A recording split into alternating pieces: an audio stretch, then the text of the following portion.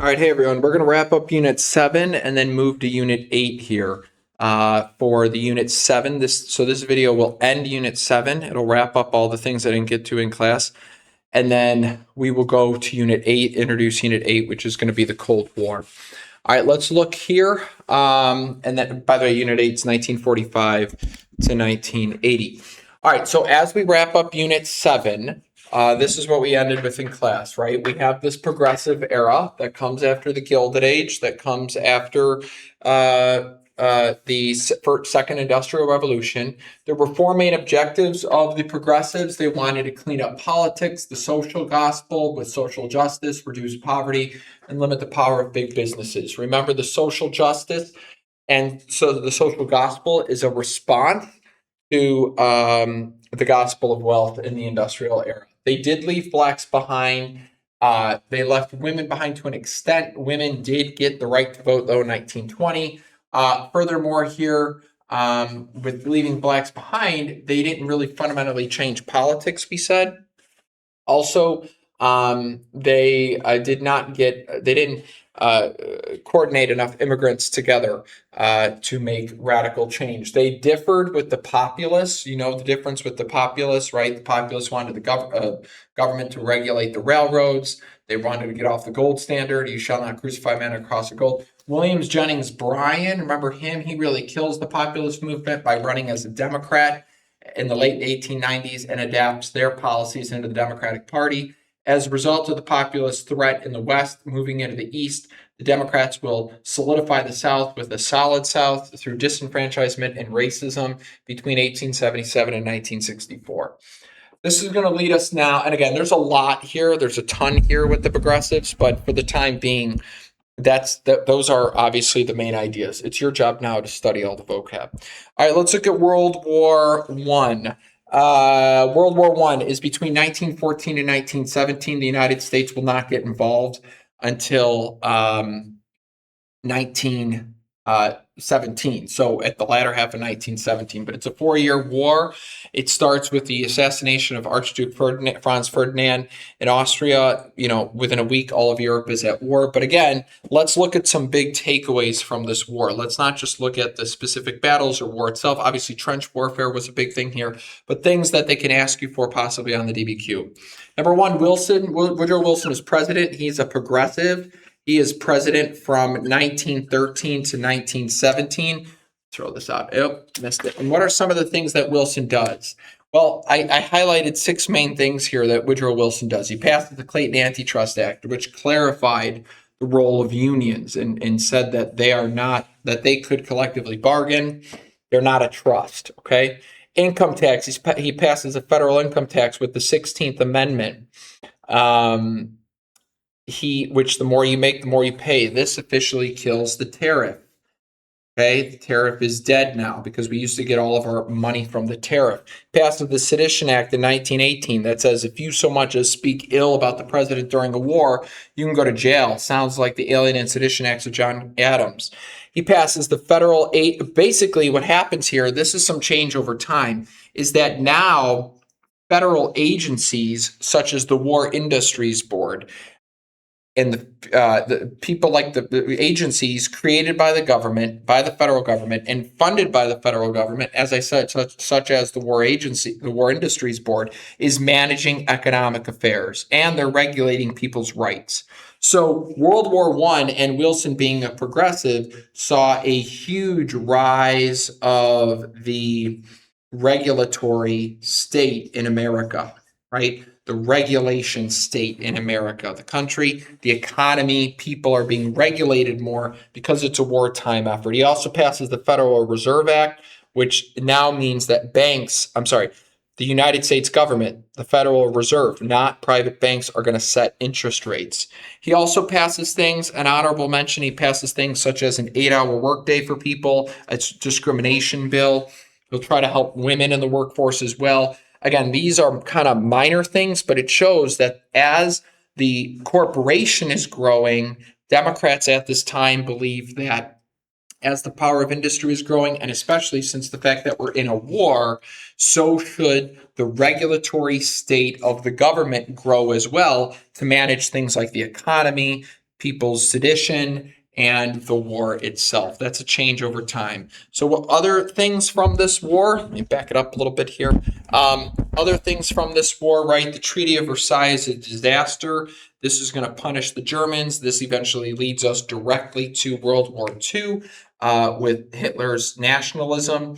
This fails completely, as does the League of Nations.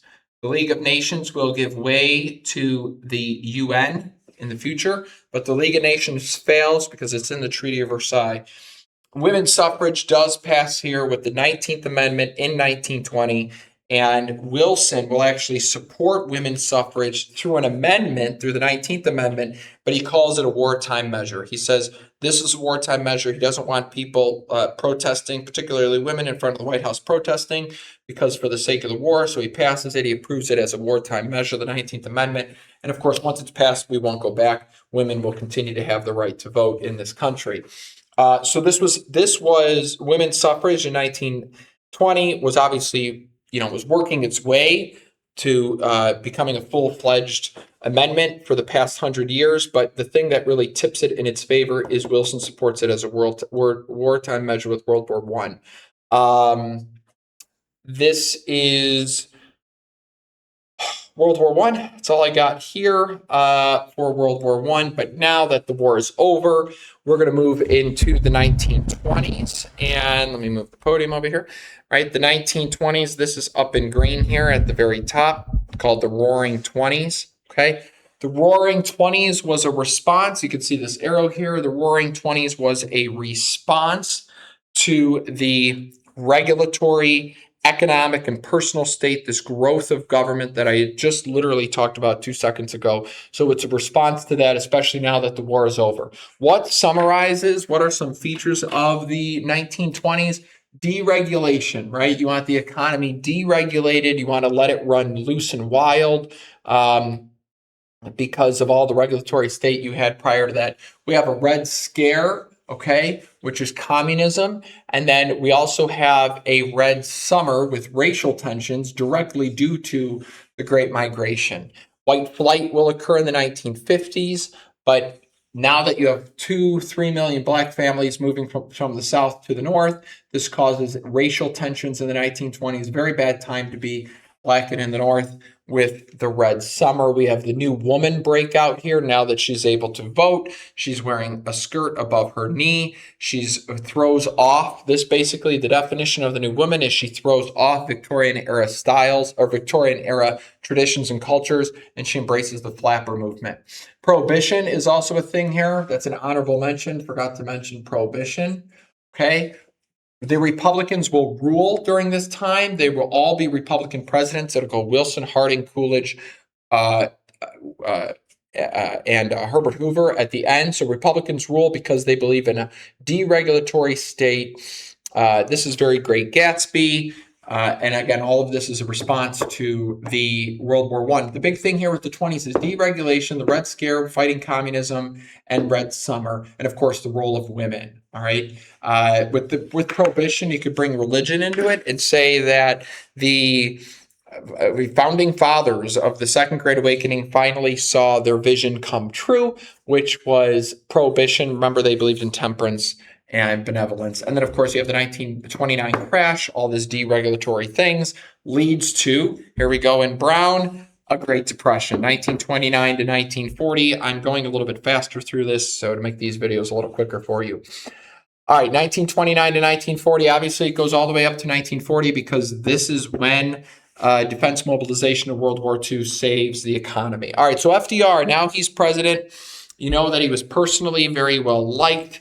He was personally well liked by the people. People felt particularly close to him. He was president from 1932 to 1945 when he dies in office. Again, these are not the years of FDR's term as president. These are the years of the Great Depression. Remember how Herbert Hoover reacted to the Great Depression, these Hoovervilles? He does pump $700 million into the economy, but it's not considered nearly enough for the strife that people are going for. Because he kind of said, let the economy run itself. We had been through these before, such as the Panic of 1837, the Panic 1893. We had been through these things before. FDR's got two big phases of his presidency, right? He's got 1932 to 1940. This is pre-World War II. I mean, World War II is already raging. Hitler's elected in 31, or he takes power in 31, and then, of course, 1940 to 1945. These are the dates of his presidency. He acts with swiftness in his 100 days, his first 100 days. He acts very, very fast. It's some of the greatest and most powerful and quickest legislation passed ever, right behind LBJ and his liberal Congress with the Great Society, which we'll get to in class. There's an internal shift during this time between 32 and 40 to an expanding welfare state. Okay, this is a direct change over time, that you went from the deregulatory era of the 1920s to an expansion of the welfare state and an expansion of government regulation of the economy. Why this is important between 32 and 40, what this does is it sets up Cold War liberalism. All right, it sets up Cold War liberals. What did Cold War liberals believe? Expanding the New Deal and expanding the shape, the expansiveness of the liberal welfare state. Things like Medicare, Medicaid, the Great Society that LBJ will do in the next couple of years as president in the next couple of decades. So 1940 to 1945 is obviously World War II. This is the Double V campaign, which was all about civil rights. He passes Executive Order 8802, which desegregates the defense industry. I need to clarify this. In class, I accidentally said it desegregated the military. Harry Truman will do that. This desegregated the defense industry.